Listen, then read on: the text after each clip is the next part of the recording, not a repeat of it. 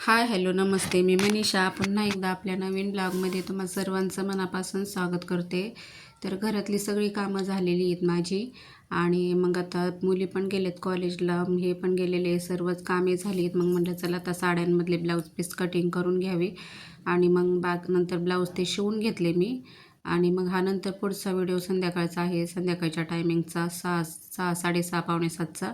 तर वेदूची मस्ती कशी चालू आहे पाहू शकता. तर मग त्यावेळेस मी राहिलेल्या साड्या म्हटलं चला आता काढून घ्यावे त्याच्यातले ब्लाऊज पीस, म्हणजे सर्व एकत्र नेता येते अस्तर आणण्यासाठी. थोडं थोडं नेण्यापेक्षा सर्व एकदम नेलं की मग सगळे कामं कसे व्यवस्थित होतात.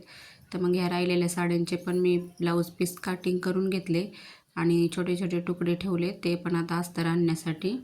तर चला आता हे सर्व करून घेते. हे पण आलेले होते, तर मुली पण सर्व आलेले होते. दीदीने चहा आणून ठेवला, ह्यांना पण चहा केला होता, तर मग माझ्यासाठी पण आणून ठेवला, ह्यांनी पण घेतला आहे. तर नंतर आम्ही दोघंजणं बाहेर गेलोच फिरत फिरत.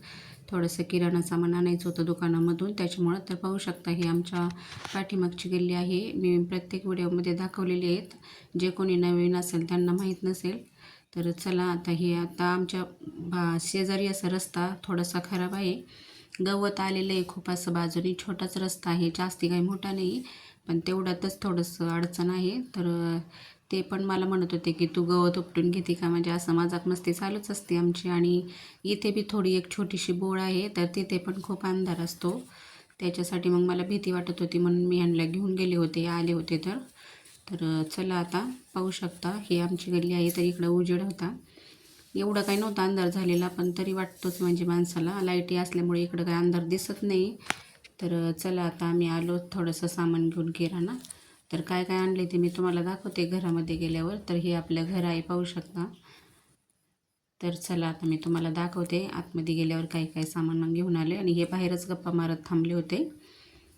तर हे बघा आता मुलींनी पण इकडं सगळं स्वयंपाकाची बाकीची तयारी करून ठेवलेली आहे. आता मी काय आणले हे दाखवते तुम्हाला किराणा दुकानामधून.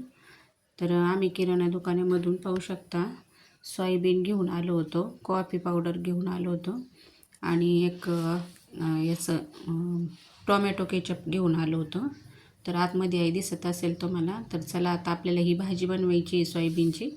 तर चला सर्वांना बाय.